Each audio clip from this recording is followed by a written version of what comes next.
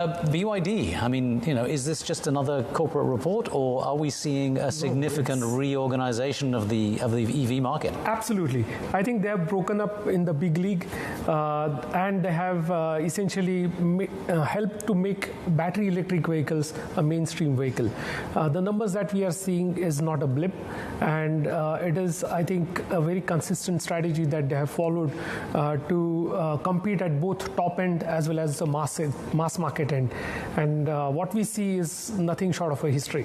Vivek, I just have one question for you because, and I suppose this relates to BYD in some respects because they're the primary front runner when it does come to China. Are you expecting even more of consolidation mentality in the China EV space? We saw what XPeng have done. BYD, I would imagine, do have the capacity to, if there are some smaller car makers in China, to scoop them up as well, because they're launching their new lines, they're launching their new brands. Do you foresee them getting inquisitive? So what we know about BYD is more than consolidation in the domestic market. They are focusing on exports. You see them in Thailand, you see them in Indonesia, you see them in targeting US, targeting Europe. So the focus is largely on export. I think they have a very wide model lineup already. So I think more than corporate action, they will like to focus on their own products and make sure that they grow rather than just consolidate in the industry. Vivek, this is Emily joining the conversation. And in the Chinese EV market, it is a price war. There's cost cuts that was brought on by Tesla. I think just last week they trimmed some more. So what is it with these China EV makers? How are they faring in this tough environment when there's 40 different players in the market competing, trying to get the cheapest price in order to sell their product?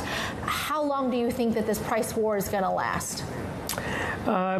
EVs are slightly different than IC engine vehicles. EVs also make money for the OEMs who sell them when they are running. So, for example, Tesla has charging points, and therefore every mile that is run on Tesla, Tesla gets some money back. So the discounting or the price war that is happening is to get the product out there in the market, and after that it will start earning money. So, of course, it's not healthy for the competition, but ultimately the customers is the right winners.